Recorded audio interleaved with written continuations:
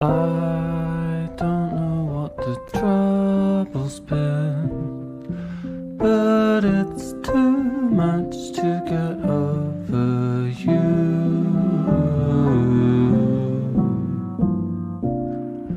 You're much too much to get over.